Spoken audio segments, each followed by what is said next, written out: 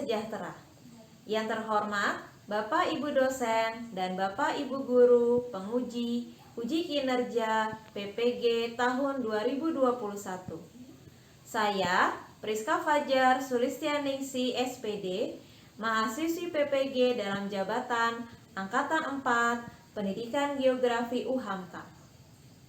Perkenankan saya untuk mengadakan praktik pengajaran dan perekaman dengan materi posisi strategis Indonesia sebagai poros maritim dunia. Submateri sejarah perkembangan jalur perdagangan dan transportasi Indonesia secara daring dengan media platform Zoom Meeting pada tanggal 6 Desember tahun 2021 di kelas 11 SMA Kristen Tirta Marta BPK Penabur.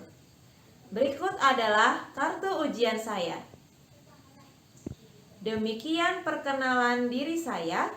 Atas perhatian dari Bapak Ibu dosen dan Bapak Ibu guru penguji uji kinerja PPG tahun 2021, saya ucapkan terima kasih.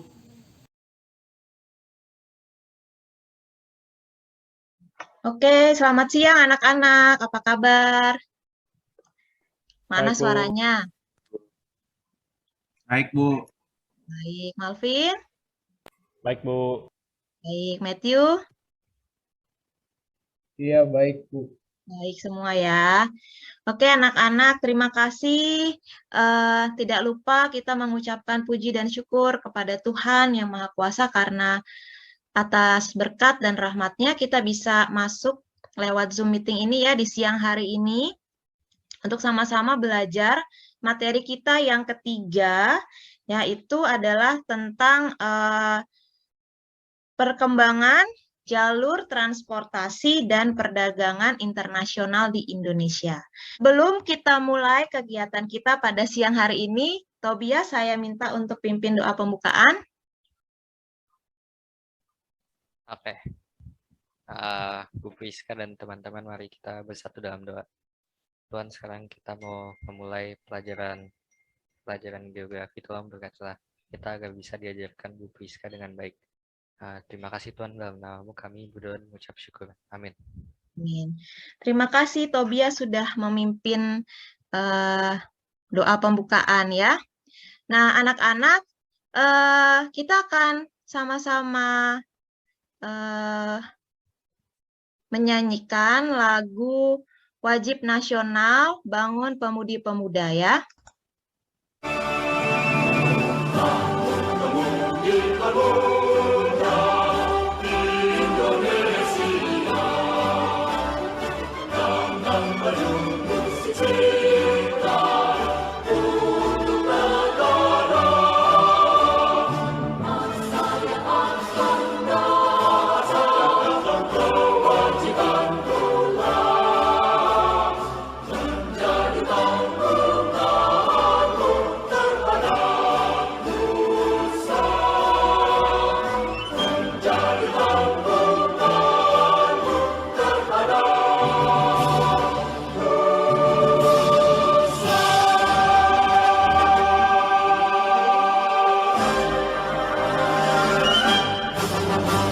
Karena kita sudah menyanyikan lagu wajib nasional Bangun Pemudi Pemuda, saya harap setelah kita menyanyikan lagu ini ya anak-anak ya, kita bisa lebih semangat lagi ya untuk mengikuti pembelajaran pada hari ini.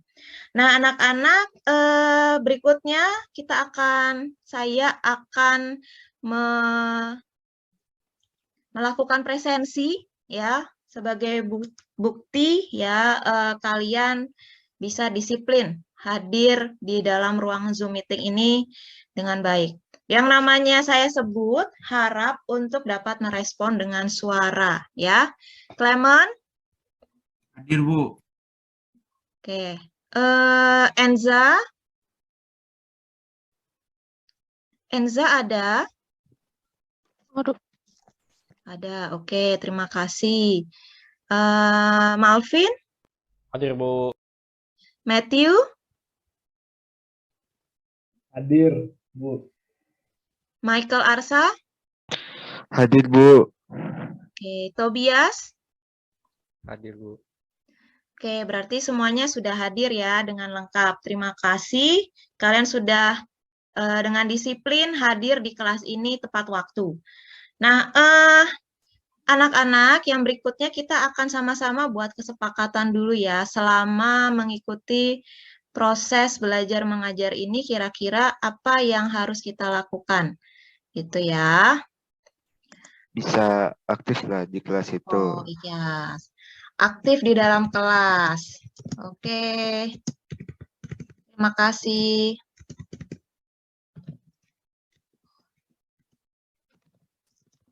Oke, cukup dua ini aja ya anak-anak ya, nggak perlu banyak-banyak, kan sudah ada peraturan juga ya selama kita belajar. Selanjutnya coba saya mau nanya, suara saya kira-kira cukup terdengar dengan jelas, di suara keluar ya pas lagu ya, berarti tidak ada kendala.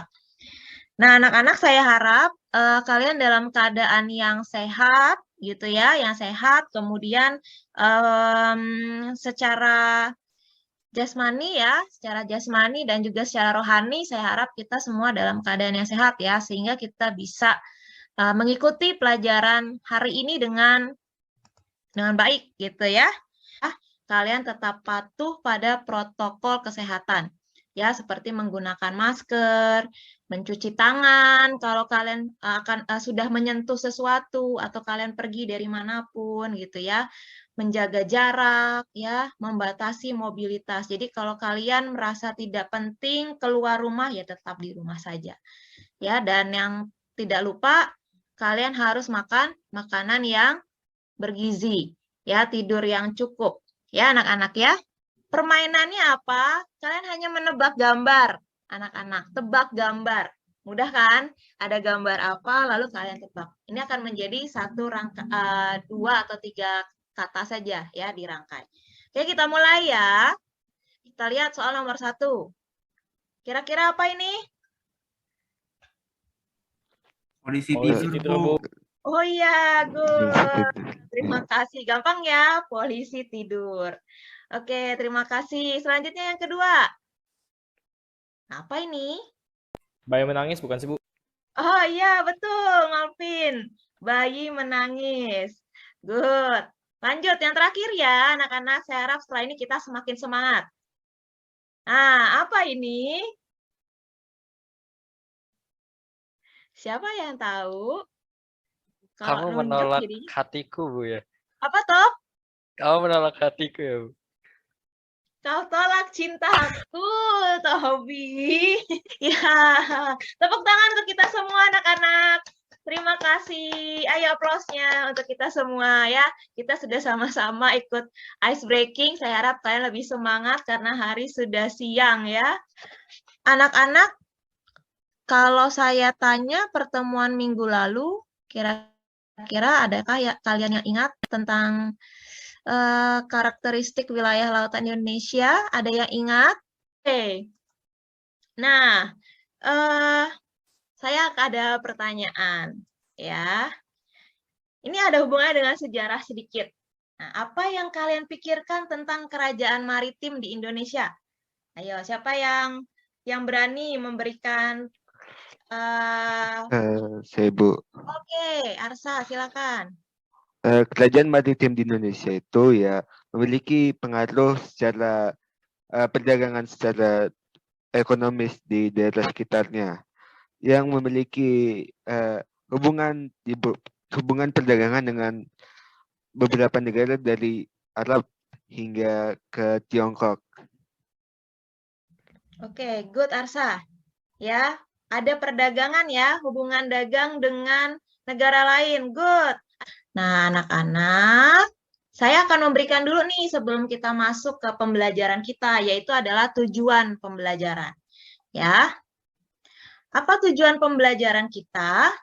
Anak-anak melalui pendekatan scientific learning, TPACK, dengan model pembelajaran problem-based learning, serta metode tanya-jawab, diskusi, dan penugasan, tujuan pembelajarannya adalah yang pertama, dengan melihat gambar, perkembangan jalur transportasi Indonesia pada PPT serta berdiskusi dengan teman, peserta didik dapat menguraikan perkembangan jalur-jalur transportasi di Indonesia dengan benar.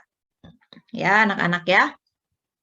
Yang pertama, jadi nanti ada diskusinya dalam breakout room, ya. Lalu bagaimana langkah-langkah pembelajaran? Seperti biasa ya, langkah-langkah pembelajarannya yang pertama, saya akan menyampaikan materi terlebih dahulu. Lalu yang kedua, kita akan mengerjakan LKPD, gitu ya. Yang ketiga, setelah kalian kerjakan LKPD, kalian presentasi hasil diskusi kelompok kalian. Lalu yang keempat, kita akan menarik kesimpulan. Dan yang kelima, kita akan melakukan kegiatan penutupan. Nah, saya akan memberikan ke kalian kalimat motivasi, kata-kata mutiara dari Bapak pendiri bangsa kita, yaitu Bung Karno. Ya, barang siapa ingin mutiara, harus berani terjun di lautan yang dalam.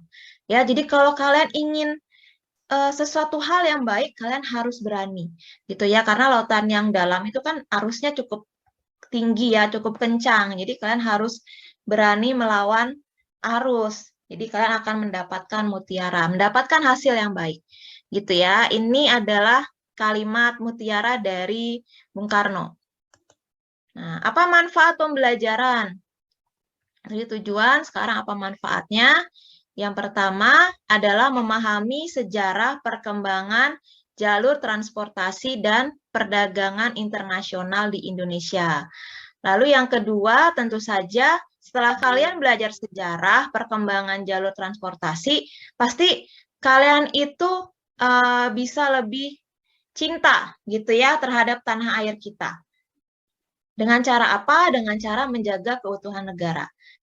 Oke, anak-anak, kita akan masuk ke dalam materi. Ya, submateri kita yang ketiga yaitu perkembangan jalur transportasi dan perdagangan internasional di Indonesia. Dengan indikator menguraikan perkembangan jalur-jalur transportasi di Indonesia, menganalisis jalur perdagangan internasional di Indonesia sebagai poros maritim di dunia, dan menyajikan perkembangan jalur transportasi dan perdagangan internasional di Indonesia dalam bentuk Google Slide, dilengkapi dengan peta atau tabel atau gambar. Nah, kita masuk materi nih, tapi sebelumnya kita lihat dulu yuk video ini ya tentang Hari Maritim Nasional, jejak sejarah kejayaan bangsa.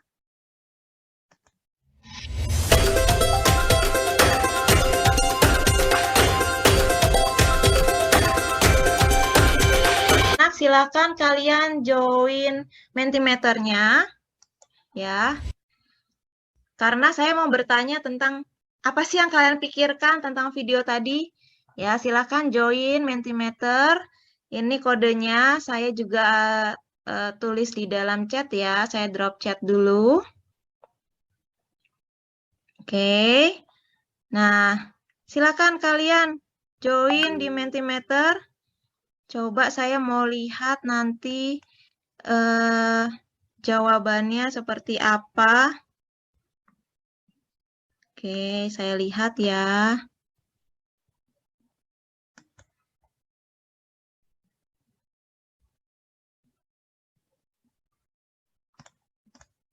Oh, ternyata sudah banyak ya yang mengisi. Oke, sebentar saya share screen dulu ya.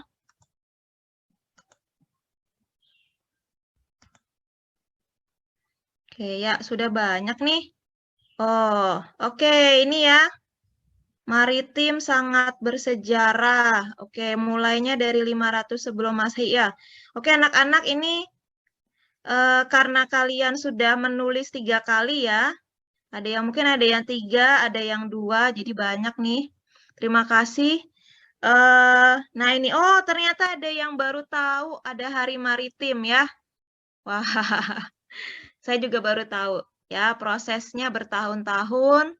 Laut yang luas. Oke, anak-anak, terima kasih sudah menuliskan di dalam Mentimeter. Ya. Kleman, oke Kleman, silakan Kleman. Ya Bu, jadi maritim tuh sebenarnya kayak udah dari sejak kita zaman dulu juga udah ada maritim gitu Bu. Jadi maksudnya maritim tuh bagi bangsa Indonesia tuh sangat-sangat penting gitu Bu.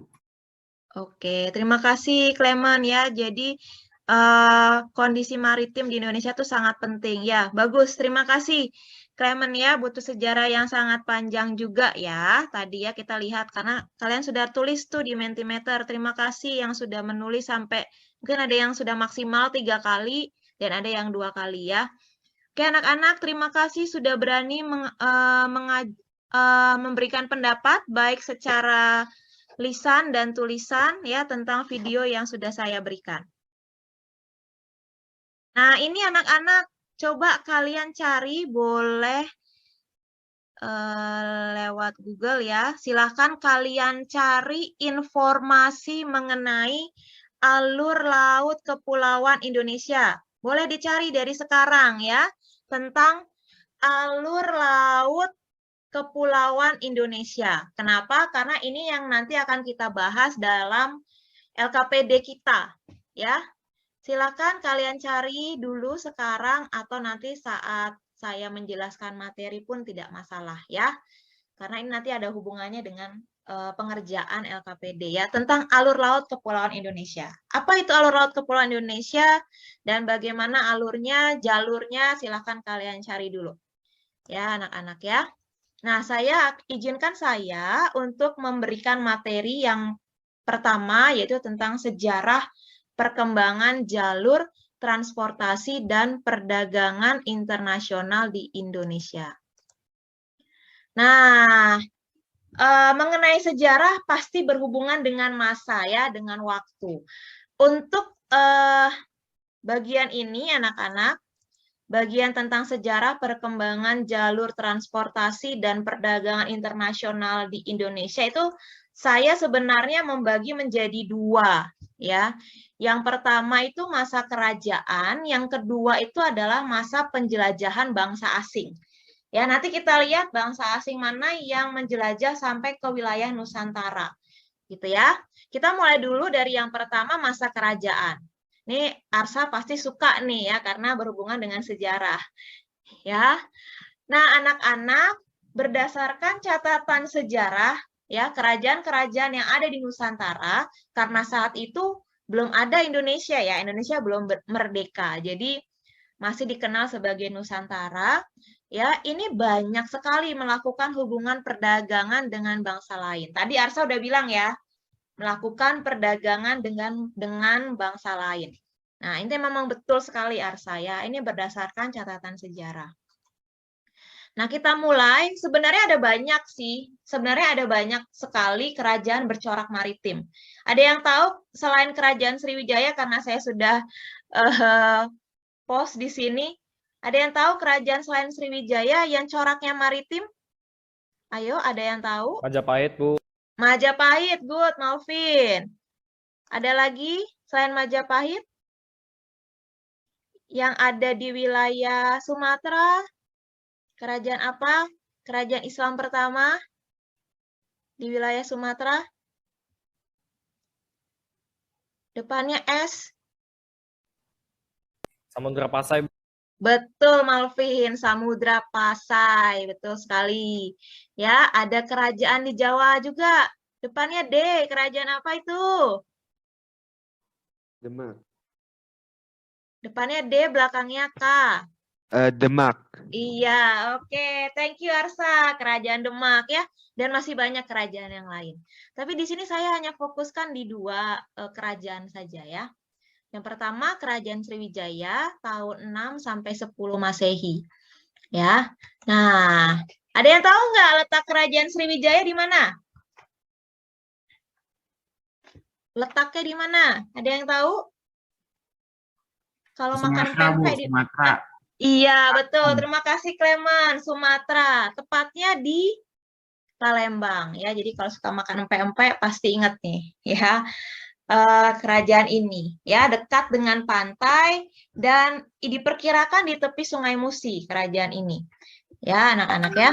Nah corak perkembangan Kerajaan Sriwijaya ini sangat unik. Kenapa unik? Karena pada awalnya ternyata Kerajaan Sriwijaya itu merupakan kerajaan yang bercorak pertanian. Tapi seiring berjalannya waktu, ya, Kerajaan Sriwijaya berubah menjadi kerajaan dengan perdagangan yang sangat luar biasa, ya, coraknya perdagangan. Bukan berarti pertaniannya ditinggalkan, tidak. Tetap ada yang menjadi petani, tapi kehidupan berdagangnya lebih luar biasa lagi, gitu ya.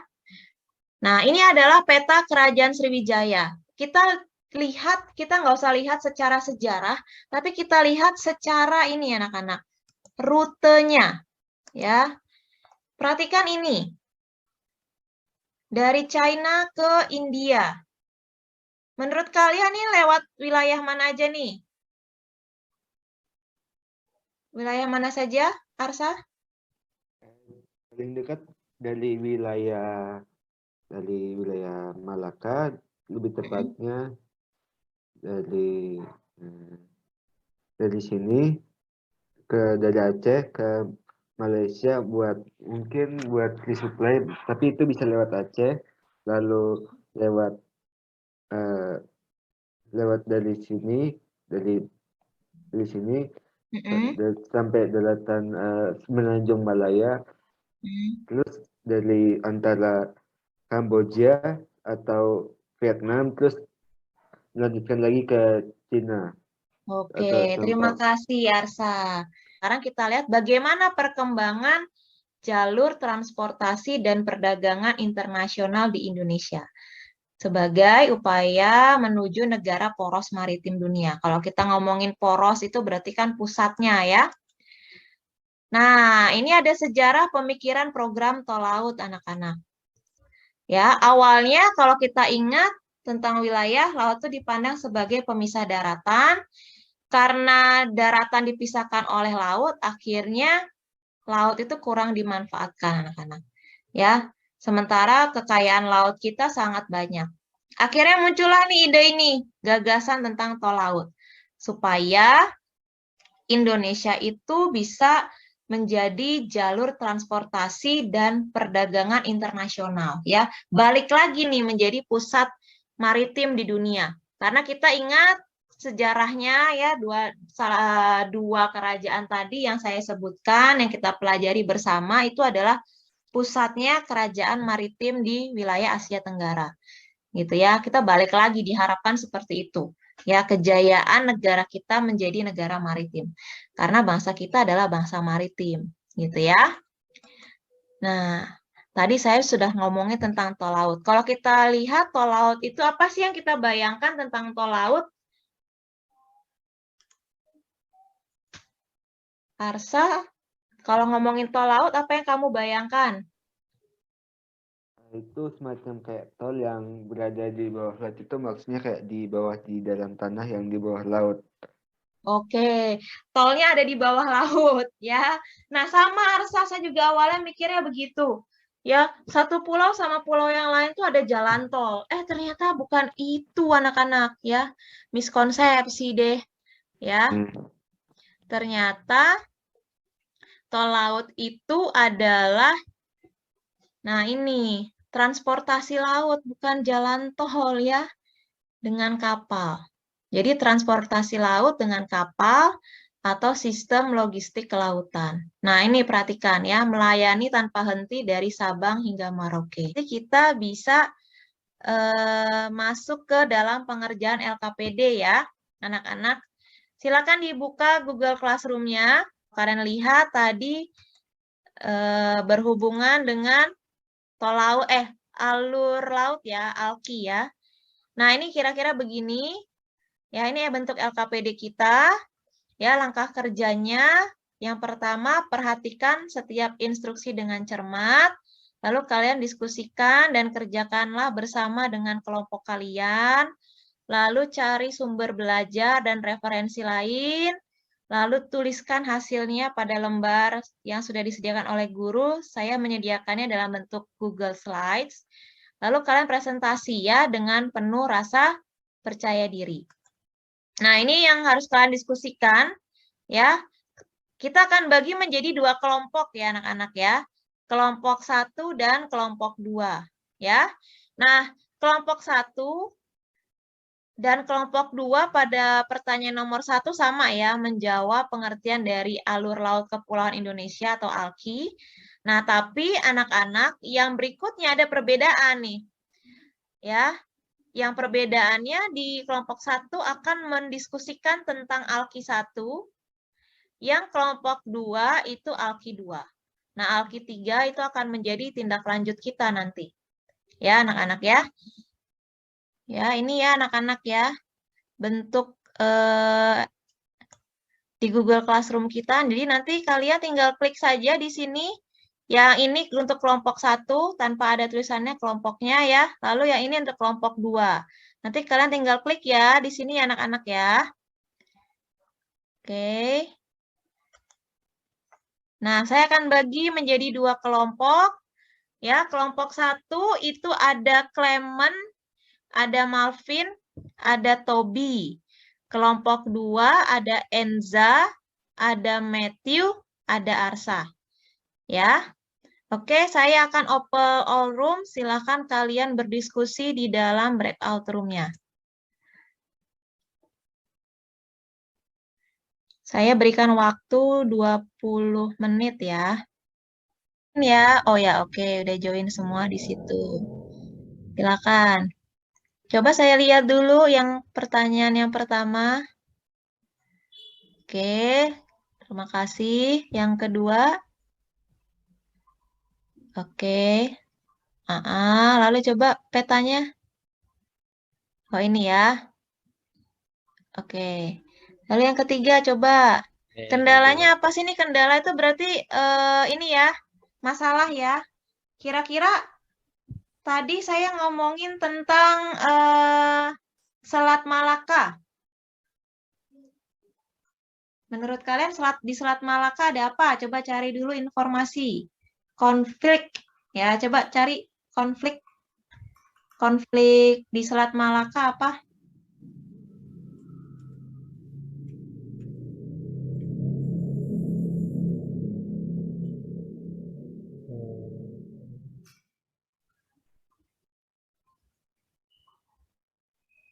Nah, Itu bukan sih Bu yang illegal fishing itu bukan sih Bu?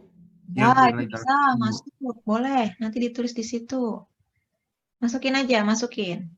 Masukin top. Tadi Malvin bilang apa tadi? Illegal fishing. Illegal fishing. Oke, good. Coba yang konflik itu tadi. Boleh dicari juga konflik. Silakan. Obat-obat terlarang gitu. Ya, betul. Penyelundupan obat-obat terlarang.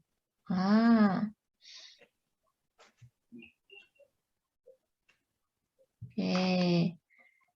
Terus, ya, dah bagus. Saya coba dilihat di bawahnya. Kendalanya. Oke. Udah bagus tuh dampaknya. TNI AL. TNI AL. Dia semua tuh TNI-nya.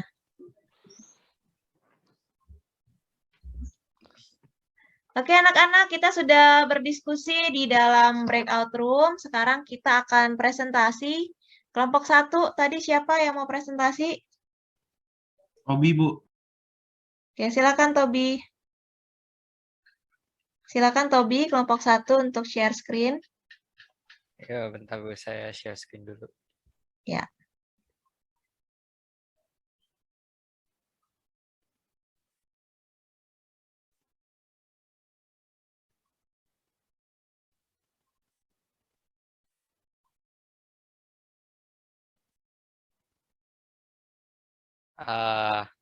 Selamat sore Bu Priska dan teman-teman. Sekarang kami akan mempresentasikan tentang ALKI. ALKI adalah alur laut yang ditetapkan sebagai alur untuk pelaksanaan hak lintas alur laut kepulauan berdasarkan Konvensi Hukum Laut Internasional. Wilayah ALKI 1. Wilayah ALKI 1 meliputi melintasi Laut Cina Selatan, Selat Karimata, Laut Jawa, Selat Sunda, Samudra Hindia. Difungsikan untuk pelayaran dari Laut Cina Selatan melintasi Laut Natuna, Selat Karimata, Laut Jawa, dan Selat Sunda ke Samudra Hindia, dan sebaliknya, serta untuk pelayaran dari Selat Singapura melalui Laut Natuna dan sebaliknya. Oke, terima kasih kelompok 1. Kita berikan aplaus untuk kelompok 1, sudah berani memberikan pendapat. Mana aplausnya? Aplausnya mana aplausnya? Oh, pakai reaction ya. Oke, terima kasih. Ada yang punya pendapat lain dari kelompok 1? Cukup? Cukup ya. Oke, terima kasih kelompok 1. Selanjutnya kelompok 2. Silakan kelompok 2. Siapa yang mau presentasi? Saya Bu. Oke, silakan. Dampak kendala ALKI2 bagi Indonesia. Kondisi geografi Indonesia memiliki posisi terbuka yang setiap saat dapat menjadi peluang bagi negara lain untuk masuk dalam melakukan aktivitasnya di wilayah Indonesia dengan berbagai dampak yang ditimbulkannya. Potensi ancaman di ALKI tentu akan berdampak pada lingkungan perairan dan pulau sekitarnya, begitu pula sebaliknya. Solusi yang dapat diberikan untuk mengatasi hal tersebut, yang pertama pengetatan keamanan ke daerah tujuan penyelundupan dengan kegiatan patroli, polisi air, dan TNI AL, dan kedua memperkuat angkatan laut. Terima kasih.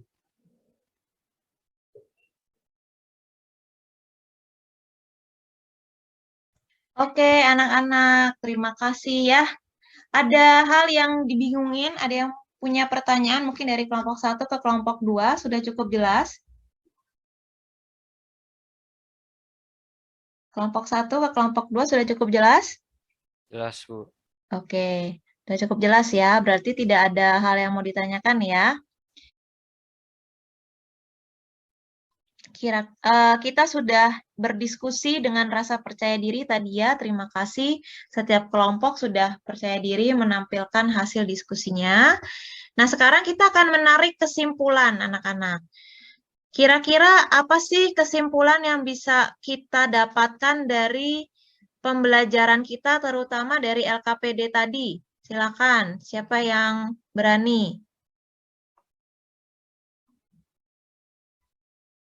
Silakan. Saya. Oke, silakan Clement. Jadi ini Bu, wilayah alur laut terutama di daerah ZTE itu harus dijaga karena ada resiko konflik, Bu. Oke, terima kasih Clement. Yang lain? Dari pembelajaran kita hari ini, ada nggak yang punya kesimpulan? Bu, saya Silakan. Bu, ada kesimpulan Bu. Ya, silakan Malvin. Menurut saya tuh kita tuh sebagai negara kelautan itu harus bisa ngejaga wilayah kelautan karena kita tuh itu negara yang sangat bergantung kepada wilayah lautnya untuk mendapatkan kemampuan ekonomi yang cukup kuat. Oke, terima kasih Malvin. Kita berikan aplaus untuk Clement dan Malvin yang sudah memberikan kesimpulan. Boleh lewat reaction juga. Oke, lewat reaction ya. Terima kasih anak-anak, terima kasih Malvin, terima kasih Clement sudah bisa menyimpulkan dengan baik. Nah, sekarang kita akan sama-sama masuk ke dalam kuisis ya, untuk mengukur evaluasi kita ya pada siang menuju ke sore hari ini. Oke, yang silakan join kuisisnya. Saya sudah drop chat ya, saya drop chat linknya ya. Matthew masih memimpin. Berarti kita lihat. Ya, pemenangnya yang ketiga Tobias, kedua Matthew, pertama Malvin. Ya, oke, terima kasih anak-anak. Nah, ini dia hasilnya, scoreboardnya ya. Oke. Oke, anak-anak, terima kasih. Kita sudah melakukan evaluasi. Ya, saya exit dulu. Oke, stop share. Ya, oke anak-anak, terima kasih. Ya, nah saya mau nanya dulu nih, kira-kira pembelajaran kita pada pagi menuju sore hari ini menyenangkan atau tidak menyenangkan? Menyenangkan, Bu. Iya, Menyenangkan. menyenangkan. Oke, terima kasih anak-anak ya. Nah, anak-anak, untuk pertemuan kita yang akan datang, kita akan membahas materi kita yang terakhir, yaitu tentang potensi dan pengelolaan sumber daya kelautan Indonesia. Ya, untuk itu kalian saya minta untuk membaca materi ini dengan baik.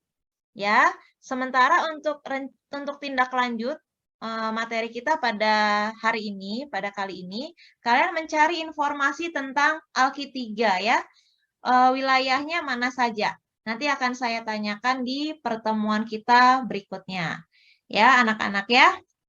Jadi kalian baca materi yang berikutnya tentang potensi dan pengelolaan sumber daya kelautan Indonesia, dan juga kalian mencari informasi mengenai wilayah Alki 3, lalu apa kendala yang ada dalam Alki 3, ya, dan apa dampaknya bagi wilayah Indonesia.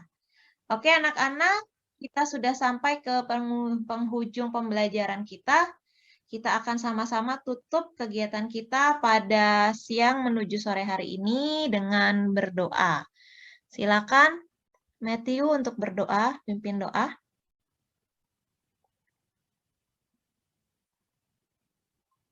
Teman-teman dan guru-guru, mari kita berdoa. Wah, sekarang kita sudah selesai belajar geografi, Pak. Berarti sudah kita bisa mengerti apa yang diajarkan Bu Tisa hari ini ya, Pak. Semoga amin. Amin. Oke anak-anak, terima kasih sudah mengikuti kegiatan kita pada hari ini dengan baik. Tuhan berkati, selamat istirahat.